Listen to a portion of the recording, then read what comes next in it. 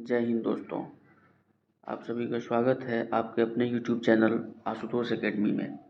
आज हम लोग बिहार पुलिस प्रवर्तन अवर निरीक्षक ESI मुख्य परीक्षा का हल प्रश्न पत्र देखने वाले हैं। ठीक है, जो कि 29/8/2021 को हुआ था। पूरे 100 क्वेश्चन हैं दोस्तों, लेकिन इसमें से सभी हम GK GS के तमाम क्वेश्चंस को डिस्कस करेंगे। मैथ्स और रीजनिंग का जो है उसका एक अलग वीडियो अपलोड किया जाएगा। इसीलिए आप नए हैं हमारे चैनल पे तो चैनल को सब्सक्राइब ज़रूर कीजिएगा। लाइक, शेयर और कमेंट में आप अपनी राय ज़रूर बताएंगे।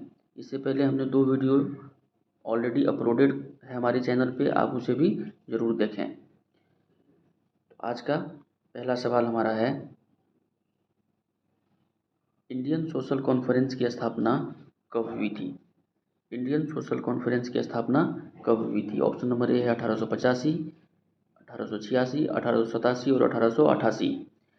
देखिए, इसका सही उत्तर होगा option number C, 1887। Indian Social Conference की स्थापना में 2 लोगों का अहम योगदान है। कौन कौन? एक है महादेव गोविंद रनाडे, MG रनाडे, आपने नाम सुना होगा, महादेव गोविंद रनाडे। और दूसरे थे रघुनाथ राव। इन्होंने ही 1887 में इंडियन सोशल कॉन्फ्रेंस की स्थापना किया था। ठीक है, और इस सोशल कॉन्फ्रेंस का जो था पहला सत्र का मीटिंग यानी आयोजन किया गया था मद्रास में। पहला सत्र का आयोजन कहाँ किया गया था? मद्रास में किया गया था। कब किया गया था? 1887 में ही किया गया था। ठीक है, 1887 में ही ये स्थापना हुआ और 1887 में ही इसका पहला सत्र का आयोजन कहाँ किया गया था? मद्रास में। इसके स्थापना में किन लोगों का योगदान था? तो महादेव गोविंद रनाडे और रघुनाथ राव, दोनों महाराष्ट्र से बिलोंग करते हैं दोस्तों। और महादेव गोविंद रनाडे को महाराष्ट्र का सुकरात भी कहा जाता है। महाराष्ट्र का सुकरात, या ऐसे भी पूछा जा सकता है कि पश्चिम भारत का सुकरात किसे कहते हैं?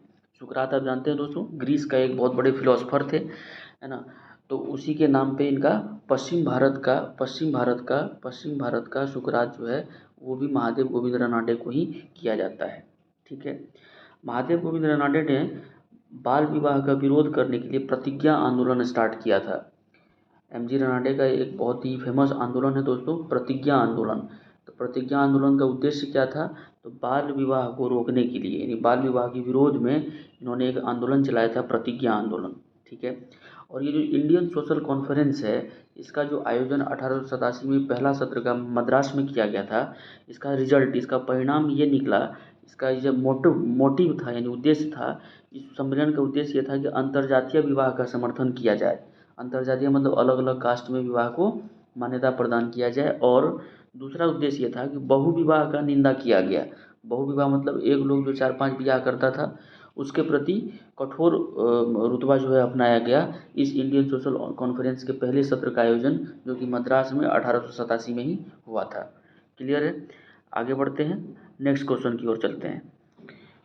प्रश्न नंबर 2 कहता है दोस्तों कि निम्नलिखित में से मगध साम्राज्य का कौन सा शहर गंगा, सोन और गंडक के संगम पर बसा है? संगम मतलब जहाँ नदियों का मिलन होता है, संगम पर बसा है। तो ये सही उत्तर है ऑप्शन नंबर ए, पाटलिपुत्र, यानी अभी का पटना।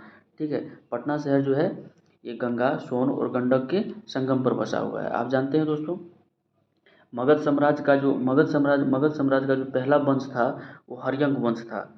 ठीक है, अब मगध साम्राज्य का पहला वंश कौन था? हर्यंक वंश था। और हर्यंक वंश के शासक थे उदयीन। ठीक है, उदयीन थे।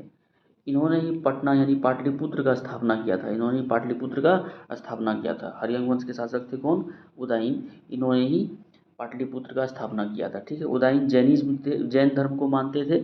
ठीक है, जैन धर्म को मानते थे और इन्होंने पाटलिपुत्र का स्थापना किया था। और कालांतर में शेरशाह सूरी द्वारा, यानी बाद में शेरशाह सूरी द्वारा इस पाटलिपुत्रा का नामकरण पटना कर दिया गया। पाटलिपुत्रा का नामकरण पटना कर दिया गया। आप जानते हैं दोस्तों, शेरशाह सूरी और हुमायूं के बीच में युद्ध हुआ था, 1539 में हुआ था और 1540 में हुआ था। 1539 में और 1540 में।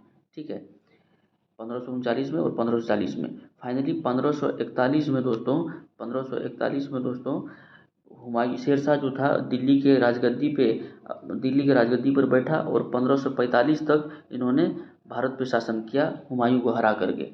1545 तक, ठीक है, 1545 तक शेरशाह सूरी ने राज किया दिल्ली की गद्दी पर, ठीक है। शेरशाह सूरी का दोस्तों बचपन का नाम फरीद खां था। बचपन का नाम क्या था? फरीद खां। बचपन का नाम था फरीद खां। फरीद खां बचपन का नाम था फरीद खां। एक अफगान शासक हुए दोस्तों, जिसका नाम था दाऊद खां लोहानी। अफगान शासक हुए जिनका नाम था दाऊद खां लोहानी, जो बिहार के शासक थे, अफगानी शासक थे, दाऊद खां लोहानी।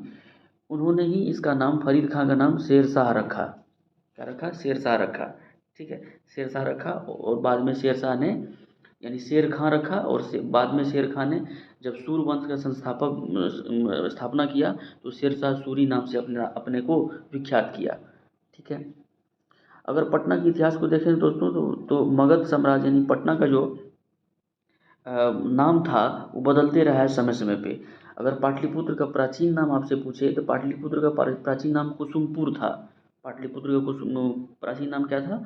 कुसुमपुर था, ठीक है, ठीक है। और इसका नाम अजीमाबाद भी रहा है एक समय में। इसका नाम क्या रहा है? अजीमाबाद भी रहा है। कब रहा है? तो औरंगजेब के काल में पटना का नाम को क्या रखा गया था? अजीमाबाद। इसीलिए अजीमाबाद रखा गया था कि अजीमाबाद नाम था किसका? तो औरंगजेब का जो पोता था यानी पौत्र था अजीमुस्सान अजीमाबाद। अजीमुस्सान अजीमाबाद, उसी के नाम पर पाटलिपुत्र का नाम औरंगजेब के समय में अजीमाबाद था। और अभी भी जानते हैं पटना में एक जगह भी है अजीमाबाद कॉलोनी, ठीक है। और सबसे प्राचीन नाम पूछे तो इसका प्राचीन नाम कुसुमपुर था। सबसे प्राचीन नाम कौन था? कुसुमपुर था। और पाटलिपुत्र का स्थापना किसने किया था? तो हरियंग वंश के शासक उदयन ने किया था। पाटलिपुत्र का नाम पटना किसने रखा? तो शेरशाह सूरी ने रखा। क्लियर है दोस्तों? हमारे नेक्स्ट सवाल की ओर बढ़ते हैं। क्वेश्चन नंबर 3 क्या कहता है? कहता है भूपर्पट्टी यानी अर्थ क्रस्ट में सर्वाधिक पाए जाने वाला खनिज कौन सा है? तो खनिज जो है इसमें फेल्डस्फर है दोस्तों। ऑप्शन नंबर डी आपका करेक्ट उत्तर होगा। अगर आपसे पूछे कि भूपर्पट्टी पे सबसे ज़्यादा कौन सा तत्व पाया जाता है, कौन सा तत्व पाया जाता है, तो तत्व पूछेगा तो ऑक्सीजन होगा। सबसे तत्व पूछेगा तो ऑक्सीजन होगा। और खनिज पूछेगा तो फेल्डस्फर होगा, ठीक है। खनिज पूछेगा तो फेल्डस्फर होगा, और तत्व पूछेगा तो ऑक्सीजन होगा। क्लियर है दोस्तों? आगे बढ़ते हैं। कहते हैं बारामूला किस नदी के किनारे स्थित है? तो सबसे पहले बताइए बारामूला है कहाँ? तो बारामूला दोस्तों जम्मू कश्मीर में है। बारामूला कहाँ है?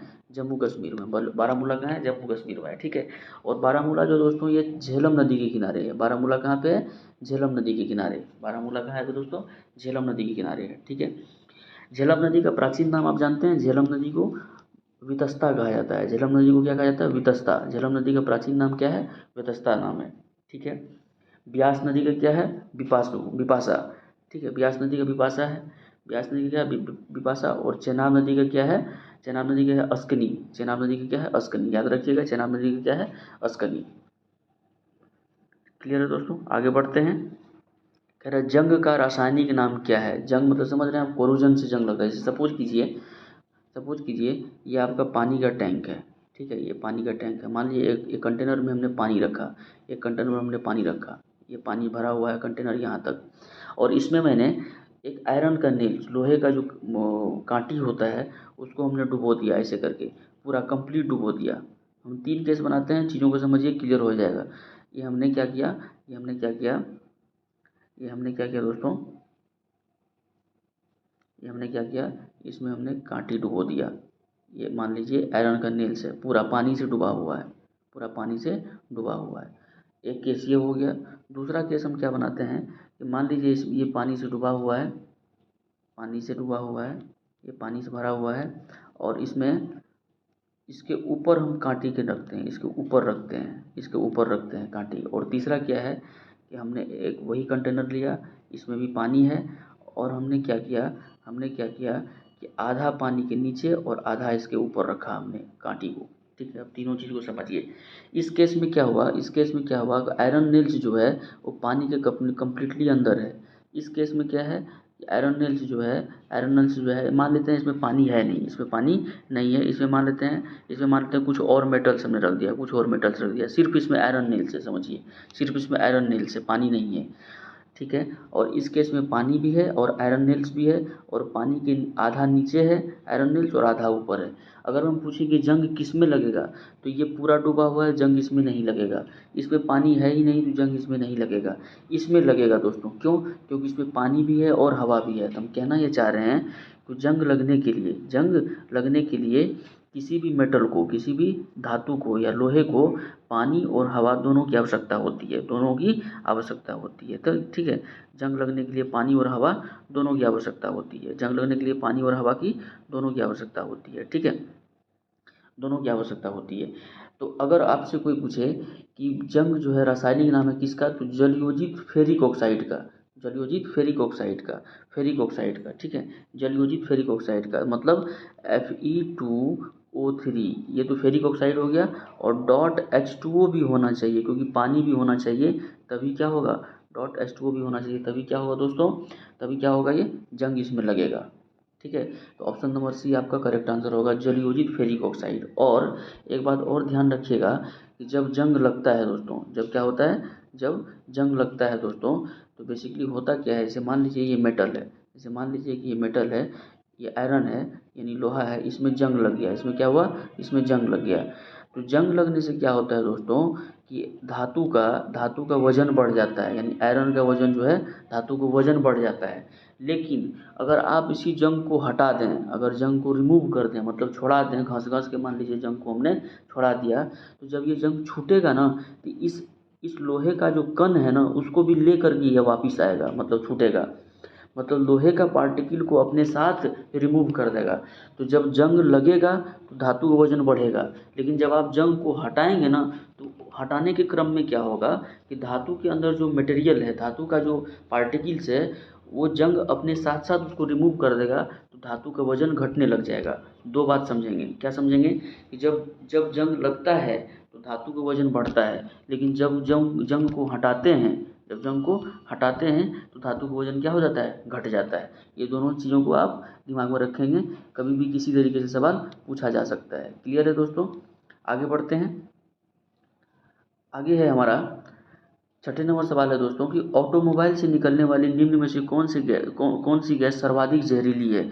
सर्वाधिक जहरीली आप जानते हैं कार्बन मोनोऑक्साइड सर्वाधिक जहरीली है। और एक बात और बता दूं दोस्तों, कार्बन मोनोऑक्साइड की जो घुलनशीलता है, यानी घुलने की क्षमता है ब्लड में, वो ऑक्सीजन से कहीं ज़्यादा अधिक है, ऑक्सीजन से कहीं ज़्यादा अधिक है। इसलिए कार्बन मोनोऑक्साइड जो है दोस्तों, ये हमारे हीमोग्लोबिन में, ये हमारे हीमोग्लोबिन में घुल जाता है और हमें श्वसन यानी सांस लेने में दिक्कत करता है। इसीलिए ऑटोमोबाइल से निकलने वाली जितने भी गैस होते हैं, उसमें कार्बन मोनोऑक्साइड सबसे ज़्यादा जहरीले हैं, क्योंकि हमारे ब्लड में ऑक्सीजन से कहीं ज़्यादा रफ्तार में घुलनशील होता है। क्लियर है। और कार्बन मोनोऑक्साइड से आप कुछ चीज़ें और याद रखेंगे कि कार्बन मोनोऑक्साइड का जो उपयोग है दोस्तों, ये वाटर गैस बनाने में मदद होता है, वाटर गैस बनाने में मदद होता है, और प्रोड्यूसर गैस बनाने में भी मदद होता है। मैंने अपनी वीडियो में कई बार बता रखा है दोस्तों कि प्रोड्यूसर गैस, याद रखिए, प्रोड्यूसर गैस का जो फॉर्मूला होता है वो होता है CO+N2, CO+N2। प्रोड्यूसर गैस का फॉर्मूला क्या होता है, CO+N2।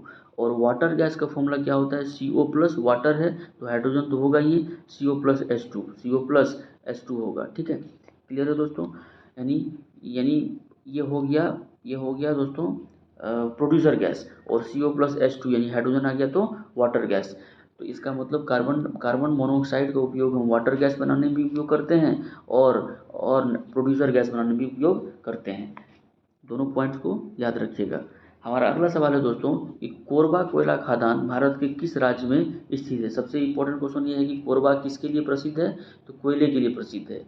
कोरबा कहाँ है, छत्तीसगढ़ में है दोस्तों। ऑप्शन नंबर बी आपका करेक्ट आंसर होगा। कहाँ पे है, छत्तीसगढ़ में है। ठीक है, कोयला जो है छत्तीसगढ़ में है दोस्तों। ठीक है, सिंगरौली जो है दोस्तों, सिंगरौली रिहंद, दादरी, डांडा और ऊंचाहर उत्तर प्रदेश में स्थित कोयला आधारित एनटीपीसी का एक क्षेत्र है। सिंगरौली कहाँ पे है, ठीक है, उत्तर प्रदेश में। और आपसे पूछे सिंहभूम कहाँ है, तो वो भी छत्तीसगढ़ में है। सिंहभूम कहाँ है, वो भी छत्तीसगढ़ में। बस्तर कहाँ है, तो वो भी छत्तीसगढ़ में है। ठीक है, और पूछे तलचर कहाँ है, तो तलचर उड़ीसा में है। तलचर कहाँ है, उड़ीसा में है। ठीक है, और बोकारो झारखंड में, और सिंगरौली कहाँ है, उत्तर प्रदेश में। सिंगरौली उत्तर प्रदेश में। सिंहभूम कहाँ है, छत्तीसगढ़ में।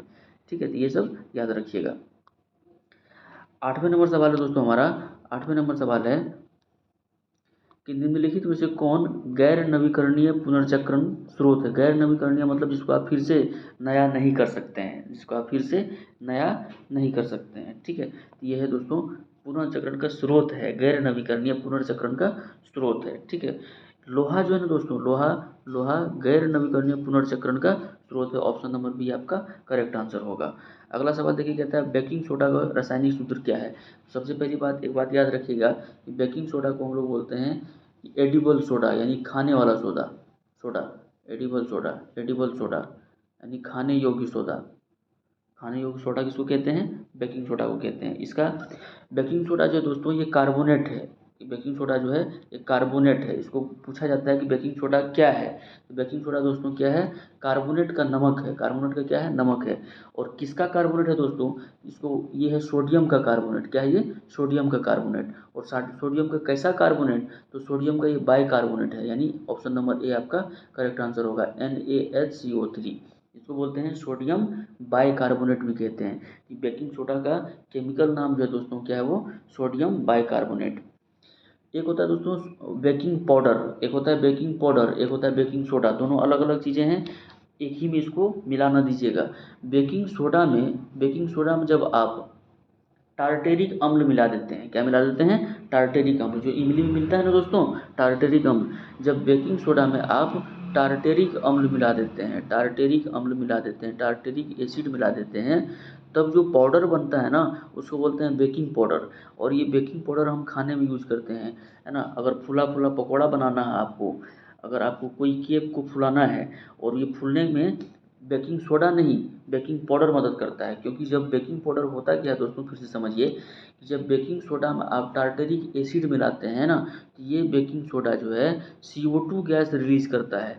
और यही CO2 गैस जब रिलीज करता है, तो जो ये जो है बबल्स के फॉर्म में CO2 निकलता है। बबल्स मतलब बूंद बूंद की तरह से, है ना, बूंद बूंद, बबल्स के फॉर्म में, बूंद की फॉर्म में CO2 गैस निकलता है। और आपको जो आपका जो केक है, रोटी है, या रसगुल्ला है, जो भी आप बना रहे हो, उसको फ्लफी बनाता है, मतलब फूला फूला बनाता है। ठीक है, तो फूला फूला फूला बनाने के लिए बेकिंग सोडा नहीं, बेकिंग पाउडर का यूज़ करते हैं। और बेकिंग पाउडर बनता कब है, जब बेकिंग सोडा में टार्टेरिक एसिड मिला देते हैं, और ये मिलाने के क्रम में CO2 गैस रिलीज होता है, यानी कार्बन डाइऑक्साइड गैस रिलीज होता है बबल्स के फॉर्म में। और यही कार्बन डाइऑक्साइड गैस जो है दोस्तों हमारे पकवान को एकदम फुलल फुलल बना देता है भैया। आगे बढ़ें, समझ में आ गया, पक्की बात है। चलिए ठीक है दोस्तों, आप चैनल को सब्सक्राइब जरूर करते रहिएगा, आपको बहुत मदद मिलने वाली है। हम बिहार SSC का भी सेट लेकर के आएंगे। ठीक है, आगे बढ़ें। 10वां नंबर क्वेश्चन देखिए क्या कहता है। 10वां नंबर कहता है कि निम्नलिखित में से कौन नदी द्वारा बनाई गई एक निक्षेपी भू आकृति यानी डिपोजिशनल लैंडफॉर्म है। मतलब नदी के द्वारा क्या होता है, मान लीजिए नदी बह के आ रही है, नदी के द्वारा ये नदी बह के आ रही है, तो कौन सी आकृति जो है, मान लीजिए नदी जब बह के आएगी, क्योंकि नदी तो पहाड़ों से निकलती है, पहाड़ के चट्टानों से, फिर जमीनी पर्वत से जब मैदानी क्षेत्र से निकलती है, तो ये अपने साथ बहुत सारे दलदल, मिट्टी, कंकड़, पत्थर, दाद, ये सब लेकर, गाद वगैरह लेके निकलती है। तो जब ये निक्षेपित करती है, मतलब ये जमा करती है, तो किस तरह की भू आकृति का निर्माण होता है दोस्तों, किस तरह का भू आकृति का निर्माण होता है, ये होता है जलोढ़ पंख बनाता है। आप जानते हैं जलोढ़ मिट्टी भी होता है, तो इस तरह की बनी हुई मिट्टी को क्या कहते हैं, जलोढ़ मिट्टी कहते हैं। जो नदी द्वारा प्रक्षेपित मिट्टी होता है उसको क्या कहते हैं, जलोढ़ मिट्टी कहते हैं। और ये अत्यधिक उपजाऊ होता है, ये क्या होता है, अत्यधिक उपजाऊ होता है। ठीक है, आगे बढ़ें। ठीक है, क्वेश्चन नंबर 11 कहता है दोस्तों, कोरापुट निम्नलिखित में से किसके लिए प्रसिद्ध है। कोरापुट किसके लिए प्रसिद्ध है दोस्तों, तो कोरापुट जो है बॉक्साइट के लिए। कोरापुट एक अयस्क है दोस्तों, कोरापुट क्या है, एक अयस्क है, अयस्क है यानी ओर जिसको बोलते हैं। तो कोरापुट एक अयस्क है जो कि बॉक्साइट के लिए प्रसिद्ध है, बॉक्साइट के लिए प्रसिद्ध है। आप याद रखिएगा, कोरापुट कोरापुट जो है, सॉरी सॉरी सॉरी सॉरी दोस्तों, कोरापुट अयस्क नहीं है दोस्तों, कोरापुट एक जिला है, कोरापुट एक जिला है। बॉक्साइट अपने आप में अयस्क है, बॉक्साइट अल्मुनियम का अयस्क है। उल्टा बोल दिया दोस्तों, ये अल्मुनियम का अयस्क है। कौन, कोरापुट जो है, और अल्मुनियम जो है दोस्तों, सॉरी बॉक्साइट जो है दोस्तों अल्मुनियम का ओर है, अल्मुनियम का अयस्क है। लेकिन कोरापुट जो है ना एक जगह है, एक जिला है, कहाँ पे, कोरापुट एक जिला है उड़ीसा में। कोरापुट एक जिला है कहाँ पे, उड़ीसा में। कोरापुट एक जगह है उड़ीसा में, कोरापुट एक जिला है, उड़ीसा का एक जिला है कोरापुट, जो बॉक्साइट के लिए अत्यधिक फेमस है, प्रसिद्ध है। बॉक्साइट क्या है, तो बॉक्साइट एक अयस्क है, किसका है, तो अल्मुनियम का है। क्लियर है, आगे बढ़ते हैं। कह रहा है पश्चिमी विक्षोभ भारत में प्रवेश करने से पहले किस समुद्र से नमी प्राप्त करता है। पश्चिमी विक्षोभ जो है किस समुद्र से नमी प्राप्त करता है, फिर भारत में बरसता है। तो पश्चिमी विक्षोभ यानी वेस्टर्न डिस्टर्बेंस दोस्तों, ये कैस्पियन सागर से अपनी नमी प्राप्त करता है, ठीक है, और भारत में बरसता है। ये जाड़े के समय में बारिश होती है दोस्तों, जाड़े के समय पश्चिमी विक्षोभ के कारण भारत में जाड़े के समय बारिश होती है। और आप जानते हैं कि जाड़े के समय में जो खेती होती है उसको बोलते हैं रबी फसल कहते हैं। तो कभी कभी क्या होता है दोस्तों कि रबी फसल के लिए ये जो पश्चिमी विक्षोभ के कारण जो वर्षा होती है ये बहुत ही फायदेमंद होती है। लेकिन कभी कभी क्या देखने को मिलता है कि इस पश्चिमी विक्षोभ की वजह से जाड़े के वक्त में, जाड़े के टाइम में भारत में अत्यधिक शीतलहर चलती है और आंधी भी आती है और ज़ोरदार बारिश होती है। उससे रबी फसल को हानि भी होती है, यानी उससे नुकसान भी देखने को मिलता है। आगे बढ़ते हैं दोस्तों, हमारा अगला सवाल है 13 नंबर सवाल है दोस्तों, सादिकपुर सिनोली निम्नलिखित में से कहाँ है। सादिकपुर सिनोली जो है वो कहाँ है ये आपको बताना है। सादिकपुर सिनोली दोस्तों उत्तर प्रदेश में। सादिकपुर सिनोली एक महाभारतकालीन स्थल है जिसका 2005 में उत्खनन किया गया भारतीय पुरातत्व द्वारा। सादिकपुर सिनोली एक महाभारतकालीन एक स्थल है जिसका उत्खनन किया गया भारतीय पुरातत्व द्वारा 2005 में, और ये उत्तर प्रदेश का एक जगह है दोस्तों। अगर आपसे पूछे कि हड़प्पाकालीन सभ्यता का जो हड़प्पाकालीन स्थल है उसका सबसे नवीनतम स्थल कौन सा है, तो सादिकपुर सलोनी होगा दोस्तों। क्या होगा, सादिकपुर सलोनी होगा। यहाँ से दोस्तों मानव कंकाल मिला है। कितना मानव कंकाल मिला है, 177 मानव कंकाल की प्राप्ति हुई है दोस्तों, ठीक है। इससे यहाँ पे धनुष की प्राप्ति भी हुई है, इसीलिए बोला जाता है कि महाभारतकालीन है। रेडियो एक्टिव कार्बन 18 जिसका उम्र एज भी निकाला गया है, ठीक है। और शाही ताबूत भी मिला है, यहाँ से रथ मिला है, महिला का कंकाल मिला है, धनुष बाण मिला है। आप याद रखिएगा, सादिकपुर सिनोली उत्तर प्रदेश का एक हड़प्पाकालीन और महाभारतकालीन स्थल है जिसका उत्खनन 2005 में भारतीय पुरातत्व विज्ञान द्वारा किया गया है। आगे बढ़ते हैं, कह रहा है कि ईस्ट का उपयोग सबसे ज़्यादा किस में होता है। ईस्ट का उपयोग आप जानते हैं फर्मेंटेशन में होता है। ईस्ट का उपयोग क्या होता है, फर्मेंटेशन मतलब होता है दोस्तों किसी चीज़ को गलाने में। तो इथाइल अल्कोहल दोस्तों, इथाइल अल्कोहल का फॉर्मूला होता है C2H5OH। OH आप अल्कोहल के लिए जानते हैं दोस्तों, ये OH फंक्शनल ग्रुप है। OH केमिस्ट्री का एक टॉपिक है, हाइड्रोकार्बन का फंक्शनल ग्रुप है। ये इथाइल में OH लग गया तो इथाइल अल्कोहल हो गया, है ना। इथेन में अल्कोहल मिल गया दोस्तों, तो इथाइल अल्कोहल हो गया, ठीक है। इथेन में अल्कोहल मिल गया तो इथाइल अल्कोहल हो गया C2H5OH। ईस्ट का यानी फर्मेंटेशन यानी सड़ाने में इथाइल अल्कोहल का उपयोग किया जाता है। शराब जो बनता है दोस्तों, शराब जो है वो भी, शराब का निर्माण भी इसी अल्कोहल के उपयोग से होता है, ठीक है। आप जानते हैं कि पावर पेट्रोल आप जानते होंगे, शराब बनाने के विषय के अध्ययन को ओनोलॉजी कहते हैं, ये भी आप इम्पोर्टेंट रखिएगा। शराब बनाने की जो स्टडी है ना, शराब बनाने की, उसको ओनोलॉजी कहते हैं, ओनोलॉजी। ओंकोलॉजी नहीं कहिएगा, ओंकोलॉजी तो कैंसर का स्टडी होता है, ये ओनोलॉजी है, ओनोलॉजी शराब बनाने की जो विधि है, शराब बनाने की जो प्रक्रिया है उसकी स्टडी को ओनोलॉजी कहते हैं, ओनोलॉजी, ठीक है, उसको कहते हैं ओनोलॉजी, ठीक है। आगे बढ़ें, कहते हैं जठर रस यानी गैस्ट्रिक जूस का पीएच मान कितना होता है, तो इसका पीएच मान 2 होता है। आप जानते हैं पीएच मान जो है दोस्तों, इसका एक स्केल होता है। स्केल कहाँ से स्टार्ट होता है, 0 से स्टार्ट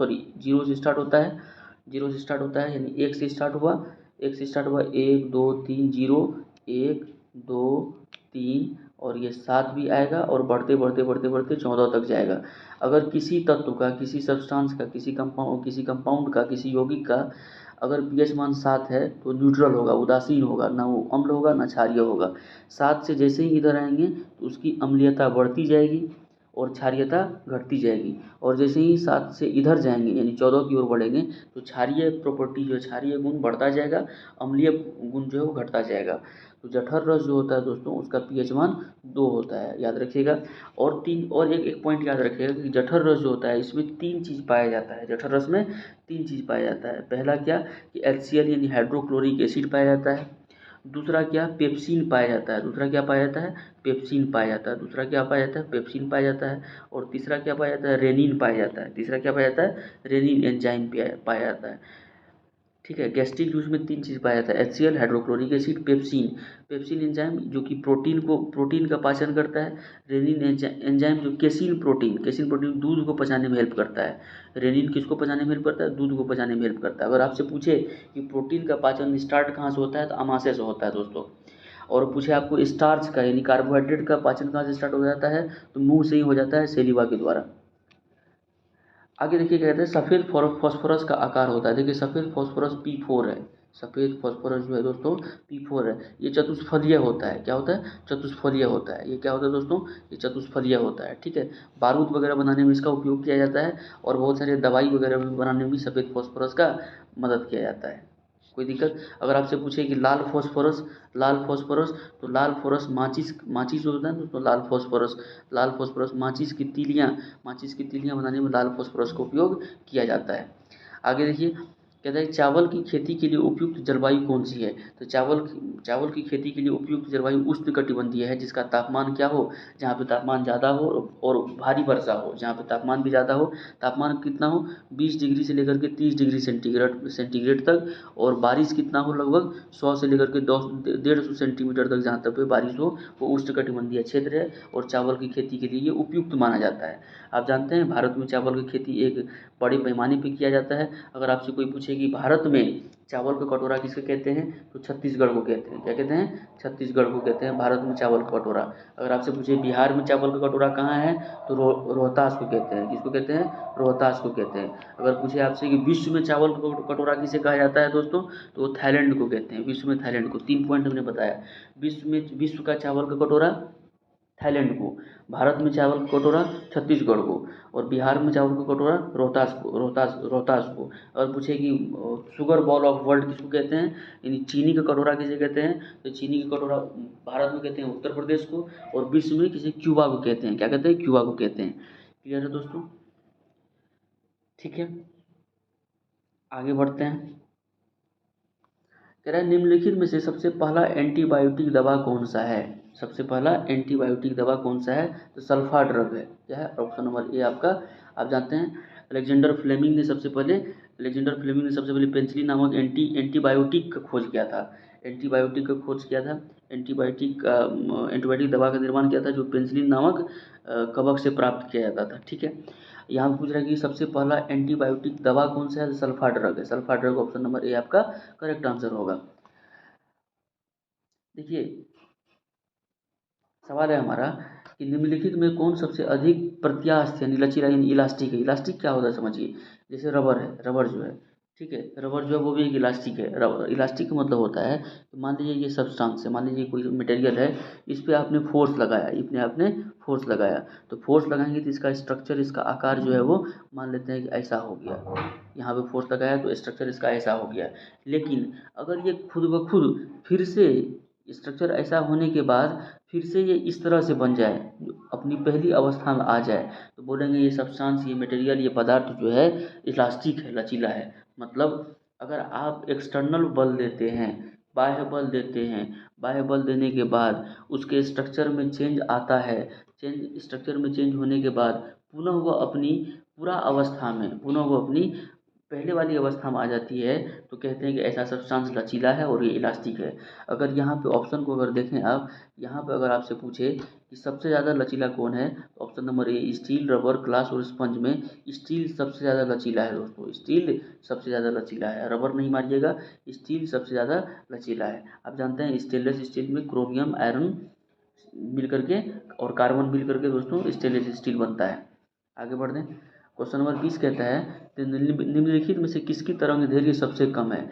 यहाँ पे ऑप्शन देखिए, आप देख रहा है एक्स किरणें, पराबैंगनी किरणें, अवरक्त किरणें और दृश्य किरणें। अगर सबसे कम तरंगदैर्घ्य सबसे पूछे तो ये एक्स किरणें हैं ऑप्शन के अनुसार। हालांकि अगर पूछे कि ओवरऑल कुल मिला के सबसे कम तरंगदैर्घ्य किसका है, तो है गामा किरण का। किसका है? गामा किरण का। लेकिन ऑप्शन में गामा किरण नहीं है, तो एक्स किरण हो जाएगा। जिसका जिसका तरंगदैर्घ्य कम होगा ना दोस्तों, उसका जो एनर्जी लेवल है यानी एनर्जी जो होगा वो ज़्यादा होगा, यानी एनर्जी जो है वो क्या होगा? ज़्यादा होगा। तो हम क्या समझ सकते हैं यहाँ से कि जिसका लैम्डा यानी तरंगदैर्घ्य कम होगा, यानी तरंग दैर्घ्य कम होगा उसका एनर्जी जो है वो क्या होगा, ज़्यादा होगा। इसका मतलब ये हुआ दोस्तों कि एनर्जी जो है किसी किरण का वो इन्वर्सली प्रोपोर्शनल यानी असमानुपाती होता है वेवलेंथ का। ठीक है, मतलब अगर वेवलेंथ बढ़ेगा तो एनर्जी घटेगा, अगर वेवलेंथ घटेगा तो एनर्जी बढ़ेगा। इसीलिए एक बात बताइए, सबसे कम वेवलेंथ किसका है कि तरंग दैर्घ्य किसका है, तो गामा का है। किसका है, गामा किरण का। इसका मतलब सबसे ज़्यादा एनर्जी किसका होगा, गामा किरण का होगा। अगर आपसे पूछे कि सबसे ज़्यादा तरंग दैर्घ्य किसका है, सबसे ज़्यादा, तो दीर्घ रेडियो तरंग का सबसे ज़्यादा तरंग दैर्घ्य है, उसका एनर्जी लेवल सबसे कम होगा। इसीलिए आप देखते होंगे ना एक्सरे का कि एनर्जी इतना ज़्यादा है, एक्सरे का एनर्जी इतना ज़्यादा है दोस्तों कि हमारे शरीर के हड्डी में ऊपर से एक किरण है, लेकिन हड्डी का कहाँ टूटा, कहाँ फटा है, कहाँ मचका है, कहाँ टेढ़ा घोंचा हुआ है, वो उसका फोटो निकाल देता है। क्वेश्चन नंबर 21 देखिए क्या कहता है कि लोकसभा अध्यक्ष अपना त्यागपत्र किसे सौंपते हैं। लोकसभा अध्यक्ष अपना त्यागपत्र किसे सौंपते हैं, उपाध्यक्ष को सौंपते हैं। उपराष्ट्रपति राष्ट्रपति को सौंपते हैं, राष्ट्रपति उपराष्ट्रपति को सौंपते हैं। ठीक है, और प्रधानमंत्री जो है राष्ट्रपति को सौंपते हैं। तो वो लोकसभा अध्यक्ष उपाध्यक्ष को अपना त्यागपत्र सौंपते हैं। आप जानते हैं लोकसभा अध्यक्ष का कार्यकाल 5 साल का होता है। कब से स्टार्ट होता है लोकसभा अध्यक्ष, यानी अपने जब मान लीजिए नया इलेक्शन हुआ और फिर से लोकसभा का गठन होना है, उससे एक दिन पहले तक लोकसभा अपने कार्यकाल पर रहेगा। लेकिन अगर संसद अगर चाहे तो 14 दिन पूर्व यानी लोकसभा अध्यक्ष को 14 दिन पहले बता करके अविश्वास प्रस्ताव ला करके इस अध्यक्ष को हटा सकते हैं। ठीक है, संविधान का अनुच्छेद 93 में, याद रखिएगा बहुत इंपॉर्टेंट क्वेश्चन है दोस्तों, संविधान का अनुच्छेद 93 के तहत लोकसभा अध्यक्ष और लोकसभा उपाध्यक्ष का उल्लेख मिलता है। अनुच्छेद 93 के तहत ये प्रावधान है, किसका प्रावधान है, लोकसभा अध्यक्ष और उपाध्यक्ष का, लोकसभा अध्यक्ष और उपाध्यक्ष का है। कोई दिक्कत। और आप जानते हैं कि कोई कोई बिल जो है, कोई बिल धन धन धन यानी कोई जो है धन बिल है या नहीं है, वो डिसाइड कौन करता है, लोकसभा अध्यक्ष कहता है। ठीक है, अगला सवाल है दोस्तों कि प्रकाश तरंग और ध्वनि तरंग के बीच का अंतर निम्नलिखित में से किस घटना पर आधारित है। प्रकाश तरंग यानी लाइट वेव्स और ध्वनि तरंग यानी साउंड वेव किस प्रकार, यानी ध्रुवीकरण की बात है दोस्तों। ये ध्रुवीकरण, प्रकाश में ध्रुवीकरण होता है और साउंड में ध्रुवीकरण नहीं होता है। ठीक है, और ये तीनों साउंड में भी होता है और प्रकाश में भी होता है। आप जानते हैं कि ध्वनि का स्पीड जो है वो 332 मीटर पर सेकेंड है, 332 मीटर पर सेकेंड है। और लाइट का स्पीड जो है दोस्तों क्या है, लाइट का स्पीड है 3 × 10⁸ मीटर पर सेकेंड।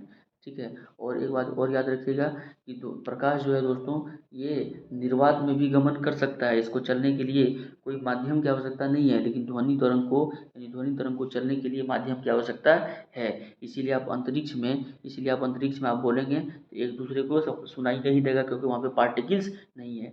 ध्वनि तरंग जो बेसिकली ट्रेवल करता है दोस्तों, गमन करता है, ये पार्टिकल्स का वाइब्रेशन, पार्टिकल्स के कंपन की वजह से, पार्टिकल्स अपने जगह पे टू एंड फ्रो यानी इधर उधर मोशन करते हैं, एक दूसरे पार्टिकल्स को टक्कर लगाते हैं, इससे क्या होता है, ध्वनि आगे बढ़ता है। लेकिन प्रकाश जो है ये फोटोन्स के फॉर्म में, प्रकाश जो दोस्तों ये फोटोन्स के फॉर्म में आगे बढ़ता है। इस हर फोटोन्स का अपना एनर्जी लेवल होता है दोस्तों, और उससे आगे बढ़ता है। प्रकाश का डुअल नेचर है, प्रकाश जो है एक पार्टिकल्स भी है और प्रकाश जो है एक वेव भी है, ये याद रखिएगा। अगला सवाल है कि निम्नलिखित में से किस शिलालेख में अशोक का नाम का उल्लेख मिलता है। कौन से शिलालेख में अशोक का नाम अशोक मिलता है, तो ये मास्की, ऑप्शन नंबर बी आपका करेक्ट आंसर होगा। ये मास्की शिलालेख में दोस्तों अशोक का नाम अशोक मिलता है। और एक और याद रखिएगा कि एक भब्रू अभिलेख है दोस्तों, जिसमें अशोक ने स्वयं को मगध का सम्राट कहा है। किसमें, भब्रू अभिलेख में अशोक ने स्वयं को मगध का सम्राट कहा है। कहता है चलती कार में अचानक ब्रेक लग जाए, चलती कार में क्या हो जाए, चलती कार में अचानक ब्रेक लगने पर यात्री का आगे की ओर झुकना निम्नलिखित में से किसका उदाहरण है। ये उदाहरण है दोस्तों इनर्शिया ऑफ मोशन का, गति का जड़त्व का, ऑप्शन नंबर ए, गति का जड़त्व का। आप जानते हैं एक और बात याद रखिएगा, जड़त्व मतलब होता है दोस्तों दुनिया में हर पार्टिकल, दुनिया में हर चीज़ अपनी पहली अवस्था में रहना चाहता है। मतलब कोई अगर गति में है तो चाहेगा गति में रहें, कोई अगर रुका हुआ है तो चाहेगा वो रुके हुए रहें, इसी को जड़त्व कहते हैं। और न्यूटन का जो पहला नियम है वो जड़त्व का नियम है, दूसरा नियम जो है वो फोर्स को डिफाइन यानी बल को परिभाषित करता है, और तीसरा नियम जो है अब जानते हैं कि every action has equal and opposite reaction, ये तीसरा तीसरा नियम है। और गति का जड़त्व यानी जड़त्व जो होता है दोस्तों, जड़त्व जो होता है, इनर्शिया जो होता है, इनर्शिया जड़त्व जो होता है वो द्रव्यमान का डायरेक्टली प्रोपोर्शनल होता है। मतलब जिसका मास ज़्यादा होगा, जिसका मास ज़्यादा होगा, द्रव्यमान ज़्यादा होगा, उसमें जड़त्व की प्रॉपर्टी भी क्या होगी, ज़्यादा होगी। ये भी आप याद रखिएगा। कह रहा है हुंडरू जलप्रपात किस नदी पर अवस्थित है। हुंडरू जलप्रपात किस नदी पर अवस्थित है। सबसे पहले ऐसा भी सवाल आ सकता है कि हुंडरू जलप्रपात कहाँ है। तो हुंडरू जलप्रपात दोस्तों झारखंड में, हुंडरू जलप्रपात कहाँ है, झारखंड में है। और झारखंड में है तो आप देखिए इनमें से झारखंड में कौन सा नदी है, नर्मदा नदी झारखंड में बहती है, नहीं। महानदी उड़ीसा का है, शरावती नदी कर्नाटक का है, स्वर्ण रेखा नदी झारखंड में बहती है। आप जानते हैं कि जमशेदपुर, जमशेदपुर जिसको टाटा नगर कहते हैं, जमशेदपुर स्वर्ण रेखा नदी के किनारे बसा हुआ है, और स्वर्ण रेखा नदी पे ही हुंडरू जलप्रपात है। हुंडरू जलप्रपात कहाँ है, स्वर्ण रेखा नदी पे। जोग जलप्रपात कहाँ है, शरावती नदी पे, और सबसे ऊंचा जलप्रपात जोग जलप्रपात है। ठीक है। उड़ीसा का शोक महानदी को कहा जाता है दोस्तों। महाबलीपुर उड़ीसा का जो शोक जो है वो महानदी को कहा जाता है। नर्मदा आप जानते हैं अमरकंटक से आती है, और ये एस्चुअरी बनाती है, और ये अरब सागर में जाके गिरती है, पश्चिम की ओर बहती है। नर्मदा और ताप्ती एस्चुअरी बनाती है, डेल्टा नहीं बनाती है। क्लियर है। आगे बढ़े दोस्तों। 26 नंबर सवाल है हमारा कि निम्नलिखित में से कौन सा अनुच्छेद कुछ मामलों का उच्च न्यायालय में स्थानांतरण से संबंधित है। उच्च न्यायालय में स्थानांतरण से संबंधित है, और अनुच्छेद नंबर 228, अनुच्छेद नंबर 228 इसका करेक्ट आंसर होगा। कह रहा है कि कौन सा अनुच्छेद कुछ मामलों में कुछ मामलों का उच्च न्यायालयों में स्थानांतरण से संबंधित है। 228, ठीक है, 228। ऑप्शन नंबर डी आपका करेक्ट उत्तर हो जाएगा यहाँ पे। ठीक है, तो ऑप्शन नंबर डी आपका करेक्ट उत्तर हो जाएगा। 226 कहता है कि देखिए आर्टिकल 226 कहता है कि उच्च न्यायालय को रीट जारी करने का अधिकार है। 226 के तहत उच्च न्यायालय यानी हाई कोर्ट रीट जारी करता है, और सुप्रीम कोर्ट अनुच्छेद नंबर 32 के तहत 5 तरह का रीट जारी करता है। ठीक है, 5 तरह का रीट जारी करता है। और देखिए अनुच्छेद 227 कहता है, अनुच्छेद 227 के तहत जो हाई कोर्ट है अधीनस्थ न्यायालय और न्यायाधिकरण के न्यायिक और प्रशासनिक अधीक्षण का अधिकार है। मतलब ये हाई कोर्ट जो है 227 में कहा गया कि हाई कोर्ट जो है, जो अधीनस्थ न्यायालय है, डिस्ट्रिक्ट कोर्ट है यानी सिविल कोर्ट है, उसका उसका अधीक्षण कर सकता है, उसका निरीक्षण कर सकता है, उसके बारे में पूछताछ कर सकता है। ठीक है। अगर कोई केस अधीनस्थ न्यायालय में पेंडिंग में है बहुत दिनों से, तो उसके बारे में खोजबीन कर सकता है कौन, हाई कोर्ट। ये प्रावधान कहाँ पे है, 227 में। ठीक है। और 225 के तहत जो है हाई कोर्ट एक अधिकारिता का उल्लेख करता है। 225 के तहत यानी अभिलेख न्यायालय है ये, कितने में, 225 के तहत। ठीक है। आगे बढ़ते हैं दोस्तों। कहते हैं मानव नेत्र के किस भाग पर किसी वस्तु का प्रतिबिंब बनता है। तो आप जानते हैं रेटिना पे बनता है, रेटिना पे। और हमारे आँख में जो है दोस्तों, ये रियल और इन्वर्टेड इमेज बनता है, रियल बनता है, इमेज कैसा बनता है, रियल बनता है, और उल्टा इमेज बनता है। लेकिन हम तो सब कुछ तो सीधा देखते हैं, ऐसा क्यों, क्योंकि हमारा रेटिना पे दोस्तों इमेज बनता है उल्टा, लेकिन हमारा ब्रेन जो है उसको सीधे करके देखता है, उसको सीधा करके देखता है। क्लियर है। अगला सवाल ये कहता है कि प्याज अपने भोजन को संग्रहित करता है कहाँ पे। प्याज जो है अपने भोजन को कहाँ पे संग्रहित करता है दोस्तों, बहुत इंपॉर्टेंट सवाल है ये। इस पर अधिकतर लोग कंफ्यूज करते हैं। प्याज अपने भोजन को संग्रहित करते हैं पत्तियों में। कहाँ पे करते हैं, पत्तियों में। नागफेनी आप जानते हैं कैक्टस, वो भी कहाँ करते हैं, पत्तियों में करते हैं। ठीक है, पत्तियों में करते हैं। क्वेश्चन नंबर 29 देखिए, थाईपुसम त्योहार कहाँ मनाया जाता है, तमिलनाडु में मनाया जाता है। ऑप्शन नंबर ए आपका करेक्ट आंसर होगा।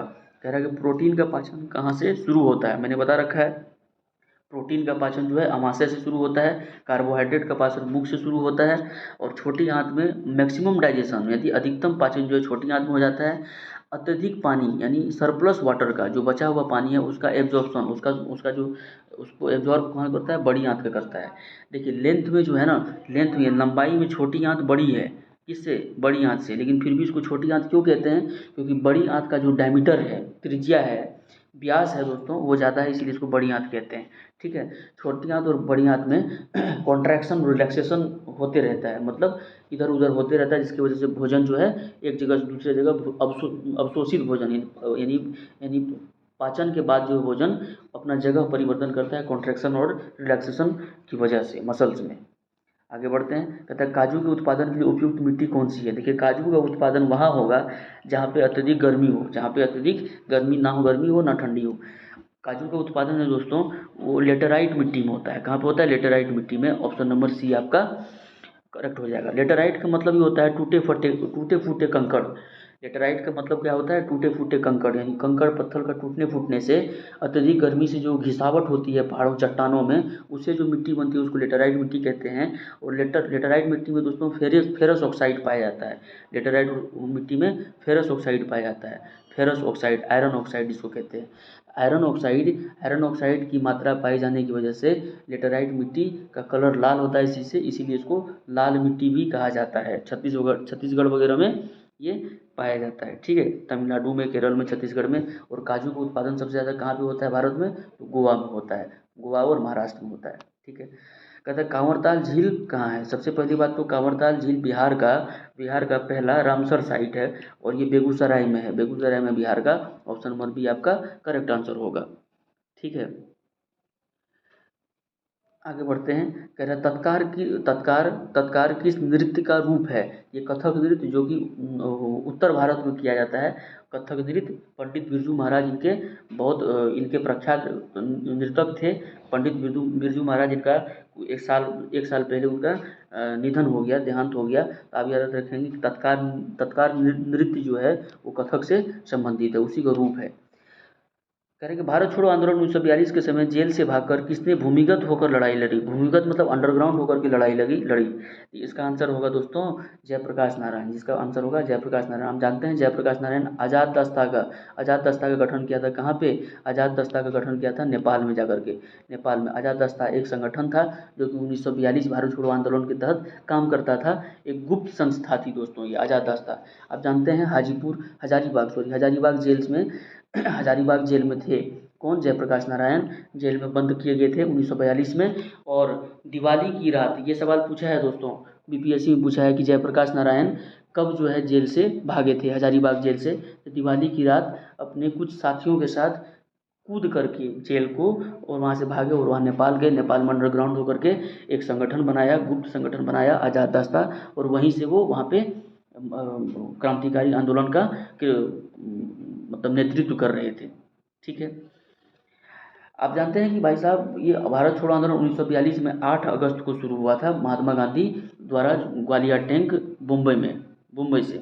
ग्वालियर टैंक मुंबई से 8 अगस्त को भारत छोड़ो आंदोलन शुरू हुआ था। और 9 अगस्त 19 एक दिन बाद 9 अगस्त 1942 को जो महत्वपूर्ण नेता थे, हमारे इंपॉर्टेंट नेता थे, उनको ऑपरेशन जीरो आवर के तहत बंदी बना करके अलग अलग जेलों में डाल दिया गया था। ठीक है, अलग अलग जेलों में क्या किया था? डाल दिया गया था दोस्तों। आगे बढ़ते हैं। कह रहा है यूनिसेफ का मुख्यालय कहाँ है। यूनिसेफ का मुख्यालय कहाँ है दोस्तों? न्यूयॉर्क में है। ठीक है, यूनिसेफ का मुख्यालय कहाँ है? न्यूयॉर्क में। ऑप्शन नंबर सी आपका करेक्ट आंसर होगा। कह रहा है राजा राम मोहन राय को राजा की उपाधि किसने दी थी? तो अकबर द्वितीय। ऑप्शन नंबर बी आपका करेक्ट आंसर हो जाएगा। कह रहा है विश्व मानवाधिकार दिवस कब मनाया जाता है। तो विश्व मानवाधिकार दिवस 10 दिसंबर को मनाया जाता है। वर्ल्ड ह्यूमन राइट कमीशन 10 दिसंबर, याद रखिए 10 दिसंबर। आप कमेंट बॉक्स में लिख करके बताएंगे कि थल सेना दिवस कब मनाया जाता है। ठीक है, थल सेना दिवस कब मनाया जाता है आप हमें बताएंगे। और ये बताएंगे आप हमें कमेंट बॉक्स में। और एक बताएंगे कि विश्व हिंदी दिवस कब मनाया जाता है। विश्व हिंदी दिवस कब मनाया जाता है। ठीक है, आगे देखिए उत्तर भारत में भक्ति आंदोलन का प्रारंभ किस संत ने किया। उत्तर भारत की पूछ रहा है दोस्तों, तो ये रामानंद ने किया। कितना? रामानंद ने किया। ऑप्शन नंबर बी आपका करेक्ट आंसर हो जाएगा। भक्ति आंदोलन जो है दोस्तों ये रामानंद ने किया। कहाँ पे? उत्तर भारत में। ठीक है, उत्तर भारत में रामानंद ने किया है, उत्तर भारत में। ऑप्शन नंबर बी आपका करेक्ट आंसर हो जाएगा। अरे कौन सा क्षेत्र उच्च न्यायालय के अंतर्गत नहीं आता है। उच्च न्यायालय यानी हाई कोर्ट के अंतर्गत नहीं आता है। तो परामर्शी अधिकार जो है ये नहीं आता है।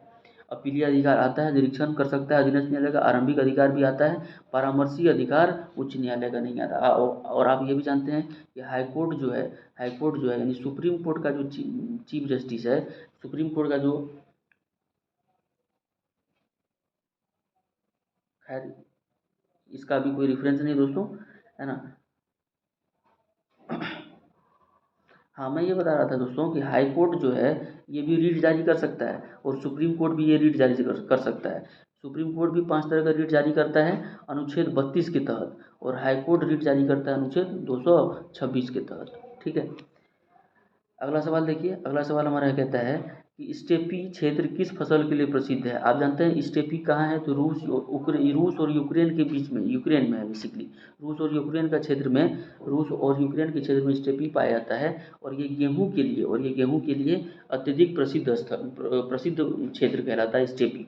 ठीक है, ऑप्शन नंबर सी आपका करेक्ट आंसर हो जाएगा। कह रहा है किस कंपनी द्वारा रेलवे की शुरुआत पहली बार की गई। किस कंपनी द्वारा रेलवे की शुरुआत की गई, तो great Indian peninsula railway, option number A आपका करेक्ट आंसर होगा। किस कंपनी द्वारा रेलवे की शुरुआत पहली बार की गई, ग्रेट इंडियन पेनिनसुला रेलवे 1853 में। आप जानते हैं मुंबई से थाने रेलवे का परिचालन किया गया था। ग्रेट इंडियन पेनिनसुला रेलवे जो था, ये कंपनी था जिसके द्वारा रेलवे की शुरुआत पहली बार की गई थी। 42 नंबर सवाल देखिए क्या कहता है कि सरकार की वित्तीय खर्च पर अंतिम टिप्पणी कौन करता है। वित्तीय खर्च यानी सरकार जो वित्तीय खर्च करती है उस पर अंतिम टिप्पणी जो है वो कौन करता है, वो करता है CAG, जिसको बोलते हैं CAG। यही रिपोर्ट बनाती है दोस्तों इसका, यानी सरकार का जो वित्तीय खर्च है उसका लेखा जोखा रखता है कौन, controller auditor general of India, CAG। ठीक है, नियंत्रक एवं महालेखा परीक्षक। आगे देखिए, कहता है कि संविधान की कौन सी विशेषता वास्तविक रूप से संघात्मक नहीं है। कौन सी विशेषता जो है संघात्मक नहीं है। देखिए, शक्तियों का विभाजन संघात्मक है, न्यायिक पुनरावलोकन संघात्मक है, लिखित संविधान संघात्मक है। ऑप्शन नंबर डी एकीकृत न्यायालय।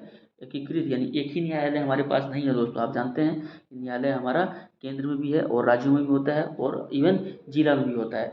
तो संघात्मक नहीं है, वास्तविक रूप में संघात्मक नहीं है। ये कौन सी विशेषता है, तो एकीकृत न्यायालय संघात्मक विशेषता नहीं है। ऑप्शन नंबर डी आपको करेक्ट होगा। अगला सवाल देखिए, कह रहा है किस संविधान संशोधन के तहत राष्ट्रपति को मंत्रिमंडल की राय को मानने के लिए बाध्य किया गया। आप जानते हैं 42वें संविधान संशोधन 1976 में हुआ था इंदिरा गांधी के समय में। इसको मिनी संविधान भी कहा गया है, इसको मिनी संविधान, क्योंकि इसमें संविधान को तहस नहस करके रख दिया दोस्तों। इसके अनेक प्रावधान जोड़े गए, उल्टा सीधा प्रावधान जो मन हुआ वो जोड़ दिया गया। लेकिन बाद में 44वें संविधान संशोधन 1978 में जब मोरारजी देसाई बने प्रधानमंत्री, उन्होंने इनके बहुत सारे प्रावधान को क्या किया, खारिज कर दिया और फिर से पुनः स्थापित, हमारी जो लोकतांत्रिक परंपरा थी उसको स्थापित किया मोरारजी देसाई ने। ठीक है, तो आप याद रखिएगा 42वें संविधान संशोधन द्वारा ये प्रावधान किया गया कि राष्ट्रपति को मंत्रिमंडल की राय को मानने के लिए बाध्य किया जाए। इनका जो, क्योंकि राष्ट्रपति के पास पॉकेट वीटो पावर होता है दोस्तों, और ये वीटो पावर भी छीन लिया गया 42वें संविधान संशोधन 1976 के तहत। ठीक है, आगे देखिए, कहता है कि लौरिया अरेराज क्या है। लौरिया अरेराज क्या है, लौरिया अरेराज एक स्तंभ लेख है दोस्तों। लौरिया अरेराज कहाँ है, स्तंभ लेख है जो बिहार में है। ठीक है, चंपारण में। ठीक है, लौरिया अरेराज कहाँ है, पूर्वी चंपारण में है। अशोक का स्तंभ लेख है, ये अशोक का स्तंभ लेख है, आप याद रखिएगा। कह रहा है कैंसर कोशिका के परीक्षण को कहा जाता है, कैंसर कोशिका को कहा जाता है बायोप्सी। अगर कैंसर यानी कैंसर का सेल को आप अध्ययन करेंगे उसको कहते हैं बायोप्सी। ऑप्शन नंबर ए आपका वो करेक्ट आंसर होगा। लेकिन कैंसर का स्टडी ऑफ कैंसर कहते हैं ओंकोलॉजी। ओंकोलॉजी। ठीक है, ओंकोलॉजी कहते हैं। अगला सवाल है हमारा कि भूमध्य रेखा से ध्रुव की ओर जाने पर जी अर्थात गुरुत्वीय मान जो यानी गुरुत्वीय त्वरण जो है, यानी गुरुत्वीय तो त्वरण जो है उसका मान क्या होगा, घटेगा बढ़ेगा या कुछ चेंज नहीं होगा, क्या होगा। भूमध्य रेखा से ध्रुव की ओर जाते हैं। देखिए, ये है हमारा, मान लीजिए पृथ्वी है, ये हमारा भूमध्य रेखा यानी इक्वेटर है, और यहाँ पे ये क्या है, ध्रुव है, पोल है। ये नॉर्थ पोल हुआ और ये साउथ पोल हुआ। जैसे ही आप ध्रुव से पोल की ओर जाएंगे, जैसे ही आप ध्रुव से पोल की ओर जाएंगे तो जी का मान, यानी जी का मान क्या होगा, बढ़ेगा। जी का मान क्या होगा, बढ़ेगा, क्योंकि आप जानते हैं कि जी का मान जो है ध्रुव इक्वेटर पे क्या होता है, शून्य होता है। केंद्र पे क्या होता है, शून्य होता है। और जैसे जैसे केंद्र से हम ऊपर जाते हैं जी का मान क्या होता है, बढ़ता जाता है। आगे देखिए, कहते हैं पारिस्थितिकी तंत्र में ऊर्जा का प्राथमिक स्रोत क्या है, यानी इकोसिस्टम में ऊर्जा का प्राथमिक स्रोत क्या है दोस्तों, तो वह है सूर्य का प्रकाश। क्योंकि पारिस्थितिकी तंत्र में अगर सूर्य का प्रकाश ना हो तो पौधे खाना नहीं बनाएगा दोस्तों, और तो ऊर्जा का यानी प्राथमिक स्रोत जो है फिर वो प्राप्त नहीं होगा, क्योंकि फोटोसिंथेसिस प्रकाश संश्लेषण सूर्य के प्रकाश से ही होता है। तो ऑप्शन नंबर ए आपका करेक्ट आंसर होगा। कहते हैं भारतीय वनस्पति सर्वेक्षण कहाँ है? भारतीय वनस्पति सर्वेक्षण कहाँ है दोस्तों? कोलकाता में। ठीक है, जूलॉजिकल सर्वे, जूलॉजी भारतीय वनस्पति सर्वेक्षण कहाँ है? कोलकाता में है। ठीक है, भारतीय वनस्पति सर्वेक्षण कहाँ है? जो कोलकाता में है। सवाल ये भी पूछ सकता है कि भारतीय वनस्पति सर्वेक्षण का जो स्थापना है किसने किया था? तो सर जॉर्ज किंग के निर्देशन में हुआ था। इसके सर जॉर्ज किंग के निर्देशन में 1890 में हुआ था। कब हुआ था? 1890 में हुआ था। सर जॉर्ज किंग के निर्देशन में भारतीय वनस्पति सर्वेक्षण कोलकाता में स्थापना हुआ था। आगे देखिए, कहता है पोंग बांध भारत के किस राज्य में स्थित है? पोंग बांध कहाँ है? हिमाचल प्रदेश में। पोंग बांध कहाँ है दोस्तों? हिमाचल प्रदेश में ब्यास नदी पे है। पोंग बांध कहाँ है? ब्यास नदी पे है। ब्यास नदी का पुराना नाम क्या है? बिपाशा। ब्यास नदी पे पोंग बांध है हिमाचल प्रदेश में। ऑप्शन नंबर ए आपका करेक्ट उत्तर होगा। कहता है भारत के संविधान के 8वीं अनुसूची में कितने भाषा को सम्मिलित किया गया है? तो 8वीं अनुसूची में 22 भाषा को सम्मिलित किया गया है। लेकिन दोस्तों स्टार्टिंग में जब मूल संविधान में हमारे पास 14 भाषा ही थी, बाद में 8 भाषा जो है ये संविधान संशोधन करके जोड़ा गया, जिसमें जानते हैं आपकी पहला भाषा जो संविधान संशोधन करके जोड़ा गया वो क्या था? सिंधी था। उसके बाद फिर नमक याद रखिएगा, नेपाली, मणिपुरी, कोंकणी। उसके बाद फिर क्या था? मैथिली, संथाली, बोडो और डोंगरी। ठीक है, आगे बढ़िए। कह रहा है भारत में सबसे बड़ा चाय उत्पादक राज्य कौन सा है? असम है दोस्तों, भारत में सबसे बड़ा चाय उत्पादक राज्य। देखिए हम जो है दोस्तों, भारत जो है ना, भारत चाय का एक बहुत ही बड़ा उत्पादक देश है। लेकिन करते क्या हैं कि हम निर्यात नहीं करते हैं चाय को, हम चाय खुद ही पी जाते हैं। लेकिन श्रीलंका दोस्तों वो भी चाय का उत्पादक है, हमसे कम उत्पादन करता है, लेकिन वो हमसे ज़्यादा निर्यात कर देता है, क्योंकि वो चाय कम पीता है हमसे। ठीक है, हमारे यहाँ ठूस ठूस के चाय पिया जाता है भाई। आगे बढ़ें। 53 नंबर सवाल कहता है कि निम्नलिखित में से किस आंदोलन की शुरुआत नमक कानून को तोड़ने से हुई थी? आप जानते हैं नमक कानून की तोड़ने दांडी मार्च हुआ था। दांडी मार्च कब हुआ था? 5 मार्च 1931 से 5 मार्च 1931 से 6 अप्रैल 1931 तक। और जब 6 अप्रैल 1931 को दांडी मार्च हुआ दोस्तों, समुद्र के किनारे महात्मा गांधी वो अपने 78 सहयोगियों के साथ पहुंचे, तो नमक उठा करके, नमक कर तोड़ के एक आंदोलन शुरू किया गया। उसका नाम है सविनय अवज्ञा आंदोलन, जिसको सिविल डिसोबीडियंस मूवमेंट कहते हैं। ऑप्शन नंबर सी आपका करेक्ट आंसर होगा। देखिए, बृहद ट्रंक मार्ग यानी ग्रांड ट्रंक रूट निम्न में से किससे संबंधित है? किससे संबंधित है दोस्तों? ये आप जानते हैं किससे? सड़क परिवहन है। किससे है? ऑप्शन नंबर ए आपका करेक्ट आंसर होगा। कह रहा है फ्रेंच ओपन 2020 जरूरी नहीं है, फ्रेंच ओपन 2020 का ये हमारे लिए करंट का ये सवाल था उस समय, ये उतना इंपॉर्टेंट नहीं है। कह रहा है 56 नंबर सवाल कहता है कि स्मार्ट सिटी इंडेक्स 2020 ये भी जरूरी नहीं है। गोल्डन पीकॉक पर्यावरण पुरस्कार ये भी उतना जरूरी नहीं है, 2020 का करंट है। भारत ई मार्केट निम्नलिखित में से किसके द्वारा लॉन्च किया गया है? ये भी दोस्तों उसी समय का ये करंट है, लेकिन आप ये जान लीजिए क्योंकि ये पूछा जा सकता है कि भारत ई मार्केट किसके द्वारा लॉन्च किया गया था भविष्य में। ये CAIT confederation of all India traders, ये फॉर्मूला, ये फुल फॉर्म भी आप याद रखिएगा, confederation of all India traders. Option number D. आगे देखिए, कहता है कि IIT मद्रास ने हाल ही में किस नाम से इलेक्ट्रिक टू व्हीलर लॉन्च किया है? IIT मद्रास ने किस नाम से टू व्हीलर लॉन्च किया है? तो पाई बीम। ऑप्शन नंबर ए आपका करेक्ट उत्तर होगा। कह रहे गुलजार देहलवी जिनका हाल ही में निधन हो गया, किस क्षेत्र से है? हालांकि ये तो अभी हाल ही की बात नहीं है दोस्तों, लेकिन फिर भी आप दिमाग में रखिएगा, गुलजार देहलवी जो है ये एक कवि थे, ऑप्शन क्वेश्चन नंबर 61 देखिए कि making of a general a Himalayan echo के लेखक कौन है? Making of a general a Himalayan echo के लेखक कौन है? इनके लेखक हैं कौनसम हिमालय सिंह नाम से देखिए, हिमालय सिंह, कौनसम Himalaya Singh. Option number A आपका उत्तर होगा। कह रहा है कि सिलाम और इन्फ्यूजर को जो हाल ही में खबरों में था, किस क्षेत्र से संबंधित है? ठीक है, तो ये ऑप्शन नंबर बी आपका उत्तर हो जाएगा, पर्यावरण से। मनोज दास जिनका हाल ही में निधन हुआ वो क्या थे? मनोज दास क्या थे दोस्तों? मनोज दास एक लेखक थे। ऑप्शन नंबर ए आपका करेक्ट उत्तर होगा। कह रहा भारत की पहली स्वदेशी विकिरण रोधी मिसाइल जिसे DRDO ने विकसित किया, उसका नाम क्या है? उसका नाम क्या है? रुद्रम 1। ऑप्शन नंबर सी आपका करेक्ट उत्तर होगा। कह रहा है कपिला कार्यक्रम जो हाल ही में चर्चा में रहा, किस क्षेत्र से संबंधित है? कपिला कार्यक्रम किस क्षेत्र से संबंधित दोस्तों? बौद्धिक संपदा से। ऑप्शन नंबर डी आपका करेक्ट आंसर होगा। कह रहा है निम्नलिखित निम्नलिखित में से कौन सा अनुच्छेद कुछ राज्यों को संघ से अनुदान का प्रावधान करता है? ये इंपॉर्टेंट क्वेश्चन है दोस्तों। निम्नलिखित में से कौन सा अनुच्छेद कुछ राज्यों को संघ से अनुदान का प्रावधान करता है? जैसे कुछ राज्यों को विशेष प्रावधान मिला है संघ से, ठीक है, तो वो कौन सा अनुच्छेद है दोस्तों? वो 275 है, ठीक है। 275 के तहत जो है कुछ राज्यों को विशेष अनुदान केंद्र की तरफ से मिलता है।